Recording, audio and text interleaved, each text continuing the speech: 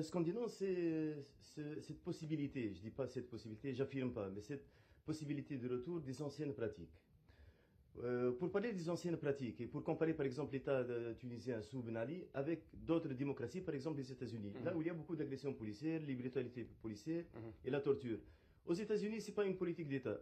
Sous Ben Ali, c'était une politique d'État. Une politique d'État, c'est-à-dire un ministre, par exemple, un homme responsable qui donne des instructions pour torturer, ou c'est l'État qui protège les gens qui commettent, les fonctionnaires, les agents de police qui commettent ces infractions-là. Où en sommes-nous maintenant? Est-ce que c'est toujours sous Ben Ali? Je ne pense pas qu'il y ait un ministre maintenant qui donne des ordres, ça c'est sûr. Mais par contre, nous constatons qu'il y a une protection des gens qui commettent des infractions depuis la Révolution. De 2011, 2012, 2013, et même cette année, il y a des agressions policières qui sont sans suite, c'est-à-dire qu'il n'y a pas de poursuite pénale. Là, c'est inquiétant.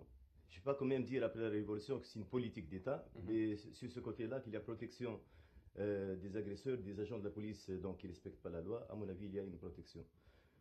De quoi provient cette protection? À mon avis, c'est le manque de discipline et même certains politiques ont maintenant peur des représailles de certains policiers. Donc des policiers qui ne respectent même pas le président de la République, qu'attendez-vous, citoyens? Donc j'ai remarqué qu'il y a beaucoup de citoyens qui ont soutenu les policiers qui ont dit dégage au président de la République. Maintenant on le paye, hein? Parce que lorsqu'on ne respecte pas son supérieur et surtout un président ou un ministre, n'attendez pas qu'ils vont respecter les citoyens. Moi je ne parle pas de tous les policiers. On est sur la route, sur tous les territoires, il y a beaucoup de policiers qui font leur devoir respectablement, honnêtement, donc ils sont dignes de respect, ça il n'y a pas à discuter de ça. Mais il y a des gens, des policiers qui reviennent aux anciennes pratiques et qui pensent qu'ils sont au-dessus de la loi. Pourquoi? Parce qu'ils pensent qu'ils peuvent toujours donc, faire des pressions contre leurs supérieurs, etc.